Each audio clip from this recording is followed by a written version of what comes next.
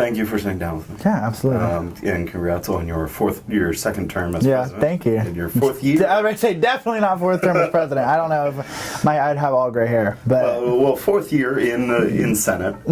Yep. And really, I'd like to start by going back to your beginnings here at the student government, and because you've really been around since kind of its inception.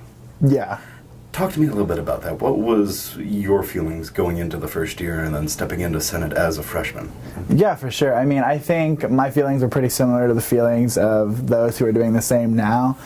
It's a little intimidating to walk into a room filled with faculty, staff, and have to voice your opinions in front of them. Like, that's kind of scary, especially when they could be the people grading your tests. They could be the people that make sure you pass or fail a class. But through a lot of support from the people who, helped to start student government, through the support of, people that were in higher positions, like Kerry Koisman, who was the president when I came in as the academic senator for professional studies. And then as I continued to work in my second year as treasurer with really amazing people on that executive committee, my confidence, and I believe our confidence as an entire governing body, really started to increase. And I think those conversations with faculty and staff became more natural, and I think they became more beneficial. Okay. Now, looking back, is there in your opinion, a key moment or a key situation that student government had that really helped move forward them to, as you said, be more confident with faculty and administration? Yeah, I think the conversations that we had specifically during Senate over the 3-credit model and the question as to whether or not we would move to that. I think that was probably a turning point. There was a lot of student input because it was really the first major thing, aside from the alcohol policy, that since OUSG's inception, that we really had a strong voice in, that really personally affected us as students. Of course, deletions of majors that you see go through Senate on a weekly or on a monthly basis, additions of programs, I mean, that's normal. But when you have something like a curricular change, such as the 3-credit model, I mean, it's big. And so I think even with the alcohol policy passing unanimously, it wasn't really a point of contention really for anybody involved. But when we got to the 3-credit model conversation and there was points of contention, I think it was really exciting to see the student engagement with their peers on the Senate, be that faculty and be that staff. And their willingness to really step out of their comfort zone to be able to make sure the student voice was heard. And I really think that the student vote impacted how things happened in Senate. Obviously, things that happened in Senate didn't end up going to fruition, and we did still make the change to the 3-credit model, but I think that conversation was a turning point, and that we recognized that we really did have the ability to make for great change on campus, and we really did have an impact on the conversation. Great.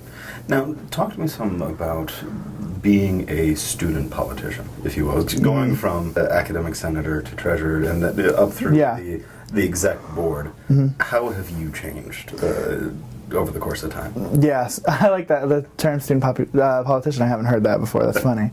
I would say that I will say that I came in a little bit more set in my beliefs, not really as open to other people's ideas, beliefs before OUSG. I think OUSG and being a representative for all students really requires you to be an open-minded individual, where if I have an opinion, I have to also make sure that I'm listening to the opinions of those around me. And I think that's something that we see from real-life politicians. We see that not really occur on a day-to-day basis, but as a student leader, you interact with your student peers on a day-to-day basis. And so if I overstep my bounds and I don't listen to people, or I don't take people's ideas into account, I can be held accountable for it anywhere on campus at any moment, at any point, which I think that level of responsibility has led me to really appreciate everybody's perspective and to really be open to other people's perspectives. I will say I'm a strong-minded individual, and I don't think OUSG has taken that from me for sure, but it's definitely given me the opportunity to be able to listen to my peers and see things from different perspectives, not only from a student level, but also from a faculty staff level as well. Great. Now, looking back, since you have been in the organization since kind of its beginning, Can you talk to me some about how OUSG as a group, as a representation of the student body, has changed and has grown since 3 years ago? Yeah, I think I still think we have work to do, but I think our attempts to engage with the student population I think those efforts have gotten stronger. I think by implementing town halls this academic year, we've really tried to set a forum up for people to be able to come on a semester basis and have conversations with the people that represent them.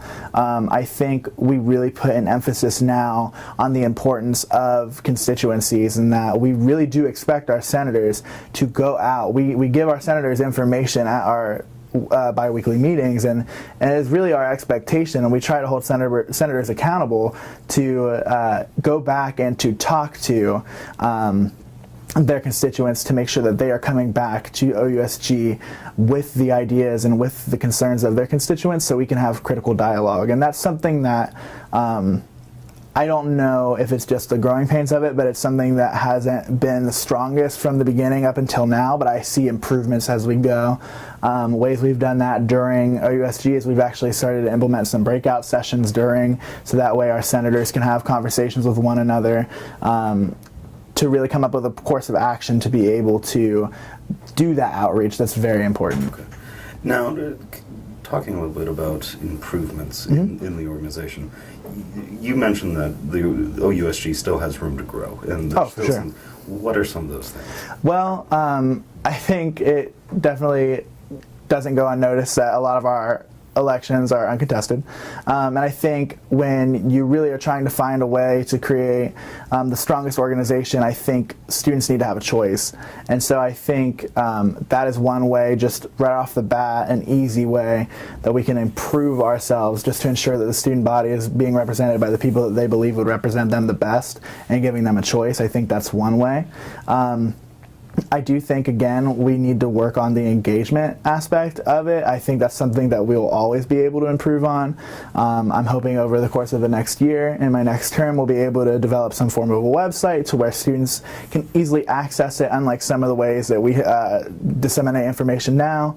Monthly emails are great, but for some people it's arduous to go through to read, and I understand that, especially with all the emails that I get. I completely understand that that one can get lost. And so I think finding a way to make it so that students can access our content without having to maneuver the new ozone that people might not be super familiar with yet, or having to explicitly go about emailing us as student government to be like, hey, can I have the minutes for this meeting?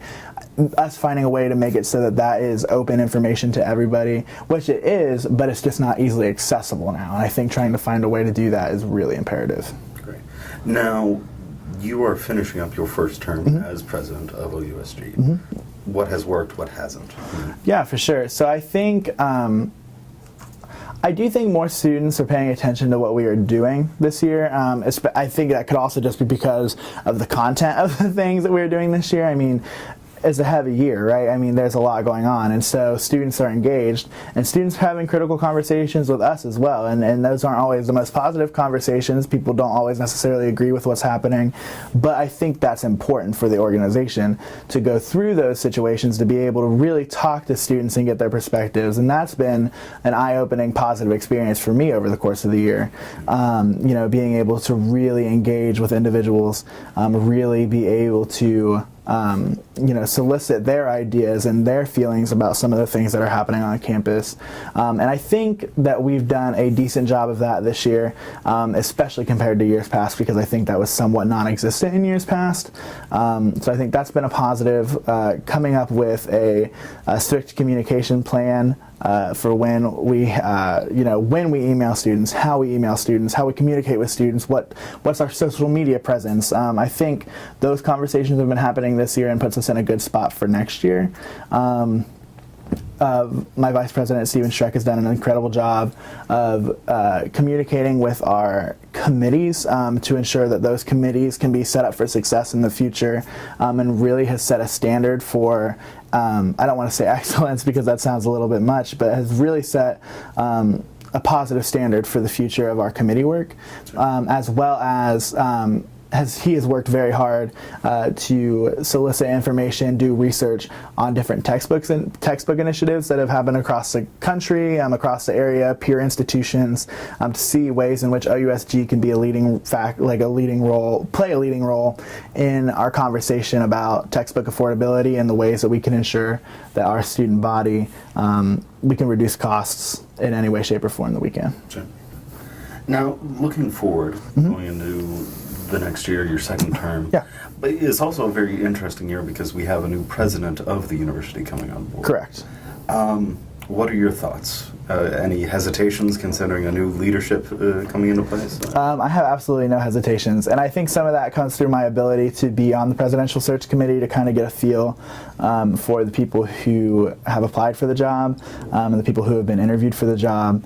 And so I have absolutely no hesitations. I'm very excited to work with the next leader of our university in any way that I can. I think that my being able to serve a second term will serve as a point of continuity for our governance model, simply because I will be able to work with whoever the next president is to really establish a good quality relationship right off the bat with that individual, to ensure that that individual does everything that they can to ensure that they're hearing student voice. And I think knowing what I know about governance at this point, and being involved in the processes that I have been throughout my tenure, not only as president, but also prior to, I think my experience really sets myself up well and sets the student body up well to forge that relationship.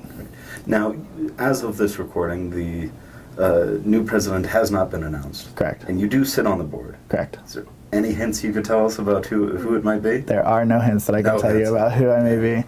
Looking at your second term, are there any key items that you and your vice president would like to try and hit? Yeah, so Casey Wright, who will be serving as my vice president, and I are really, really excited for this term. We know that OUSG, as pivotal as this last year is, this next one is even more so.